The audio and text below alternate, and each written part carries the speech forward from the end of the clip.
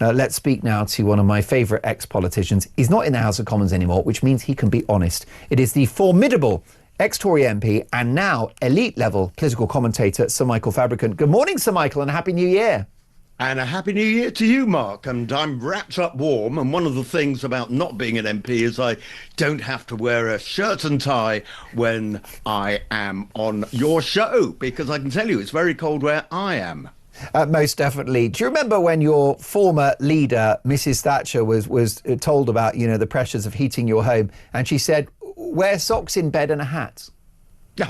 Well, I'm not wearing a hat, as you can see, but I'm wearing a very, very thick sweater, and that's keeping me warm. And it was very interesting for those who've been watching you, as opposed to just listening to you, to see a picture just now which you showed of Lichfield, where I am not at the moment. I'm actually in the western part of Snowdonia in the national park. My gosh, I live right by that cathedral, but I'm not there at the moment. There's a picture of the cathedral up, if you're watching this on TV.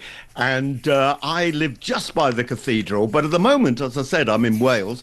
And there isn't any snow here because I'm a little bit too close to the sea for the snow to actually have got here. But there are a few. I'm looking now at about 5 very disconsolate sheep who look as if they're colder than I am. Yes, I will say it's quite amazing that Wales and Scotland seem to have dodged a bullet when it comes to this rather dramatic weather. Mid Wales got it bad. Did it? That I'm right by the coast. Yeah, Midland and Mid Wales and South Yorkshire seem to be the particularly affected, right? Yeah, that's right. Pretty difficult stuff. Storm Goretti, is it an example of Britain's crumbling infrastructure, and is your party that was in power for 14 years therefore partly responsible? Well, I suppose it is. But on the other hand, do you spend all your money on snowplows for something that happens once every 5 or 6 years? Of course, if you are gullible and believe those people who are saying, there's going to be global warming, there wouldn't be any snow at all. But there is. But I guess, you have to sort of, if you're Sweden, when there's snow, 6 months in the year, every year, you invest in loads of snowplows. Mind you, I have to say that when we had a bit of snow here in Wales a few days ago, the snowplows were out. I was quite impressed. That's Snowdonia National Park and Gwynedd for you. So well done them. Most definitely. Interesting. I got an email from the Daily Sceptic, which is an excellent online newspaper, I think you'll agree, founded by Lord Toby Young, the country's unofficial free speech czar. And the headline in the Daily Sceptic today is dramatic fall in global temperatures ignored by narrative captured mainstream media. Global temperatures and anomalies about global temperatures on both land and sea are dropping like a stone. Net zero, it's an interesting one to debate going forward. Greta Thunberg is very quiet this morning. Yes, she is, which is very unusual for her, of course, because she's not just concerned about global warming. She's concerned about Gaza. In fact, I'm very surprised she's not in Venezuela. And no doubt we'll be seeing her also with her pug face, because I really can't stand looking at her, although I know there are plenty of people who can't stand looking at me, so there you go. I'm sure we'll be seeing her in Greenland before too long, defending Greenland against an American attack, which I'm sure is not going to happen at all. Yeah, she's gone very quiet on net zero. Climate change is very last year, isn't it? Front page of the Daily Telegraph, Sir Michael. Rachel Reeves to climb down on pub tax. But this would be a reprieve, I think, for the most distressed businesses. You're looking at around 300 million that will be spared this industry. That's not even going to touch the sides for struggling landlords, is it? No, and more to the point, it's likely not to actually start to happen until 2029, which happens, of course, to be election year. So I don't think that's going to save many pubs in the meantime. And of course, a city like Lichfield has got lots and lots of restaurants and nightclubs. It's a great place to visit. And I can tell you that they're not going to benefit at all from this. The nighttime economy has been under stress for the last 10 years. But it's now particularly under stress ever since the budget, with 2% added onto employment fees, national insurance, which, of course, these firms have to pick up. And it just is making the nighttime economy, as they call it, unviable. And that's very damaging for cities like Lichfield and other tourist towns. Most definitely. Pubs are struggling, but there aren't the state resources to actually support hospitality. Is that the fault of your lot who were in power for 14 years, allowed the welfare bill to explode and crash the economy? Well, we did. Well, yeah, you've raised a number of things there, Mark. First of all, the economy crashed for all of 3 weeks and then recovered.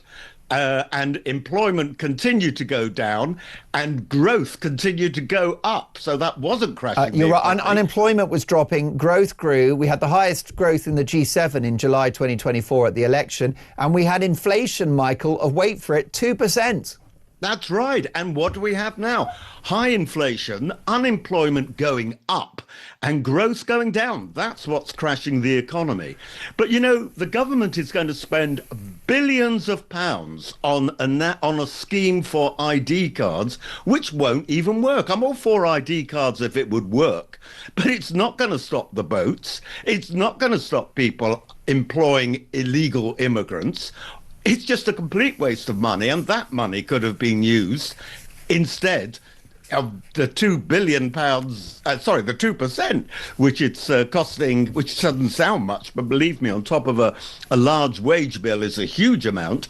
And that is what is damaging companies which employ a lot of people. And that includes pubs, restaurants, nightclubs, and so on and so forth. And everybody but the poorest pubs and the smallest pubs are not going to benefit at all from what Rachel Reeves has just announced. Well, by the way, as you said in your introduction, that is the 12th U-turn on this budget.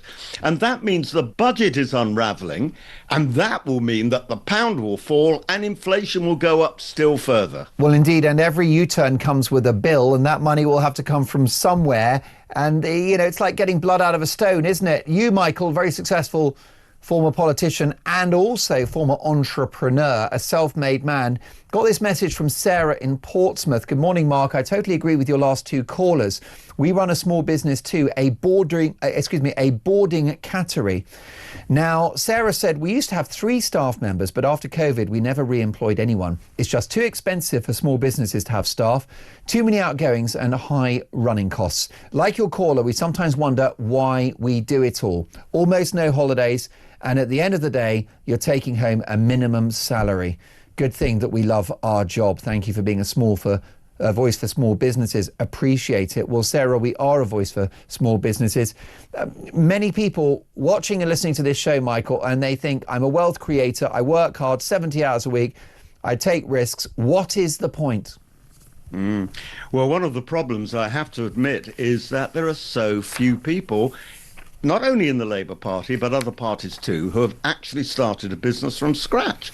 Now, I set up a company with a friend of mine who used to work for the BBC. He was an engineer at the BBC, and I met him because I was a broadcaster there. And we set up a company to build and set up radio and some television stations. And we ended up doing it in 48 different countries all around the world. And we employed several hundred people manufacturing equipment and also going out and installing the equipment in these foreign countries, as well as broadcasters here in the UK. And, you know, cash flow, it's not just profitability, it's cash flow. It's the money coming in and the money going out which determines whether a business is a success or not. And the trouble is that politicians like Rachel Reeves just don't understand that. She doesn't come from a business background. She was employed briefly by the Bank of England before she was told to move on.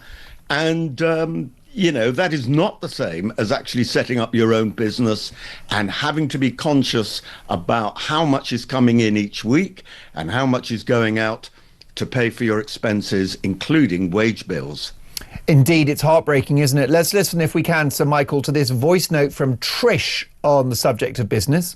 I saw this coming with Labour. I sold my company, which employed 8 people, back in January of 2024. And it breaks my heart now to have seen that company go under. 8 good working people who no longer have a job because it's just unsustainable under this government. Absolutely heartbreaking. Happy New Year. Thank you, Trish, and I wish that you were able to message me under happier circumstances. How about this from Dan?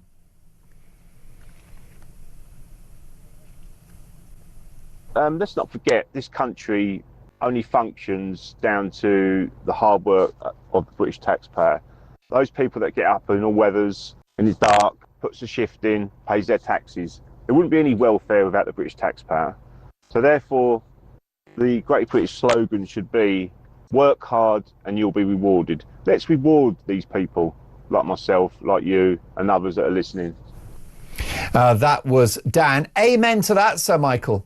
That's right. And, you know, the problem is that Labour don't realise that it's not their money which they're spending on, like getting rid of the two-child welfare cap. It's your money. It's the taxpayers' money which goes through the government.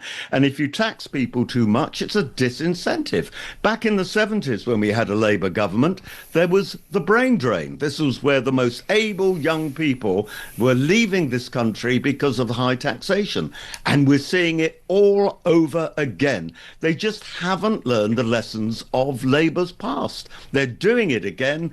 Our most talented people are leaving the country, or people like many of your callers who are also talented, I might add, are just deciding it's just not worth it. It's just not worth it employing people, and it's just not worth it carrying on. It's a travesty, it's a race to the bottom, and it doesn't end well. Sir Michael, I do hope when your schedule allows that you'll join us on a regular basis on Talk Breakfast. Really enjoyed that conversation. Sir Michael Fabricant is a former Conservative MP and now media commentator and political broadcaster.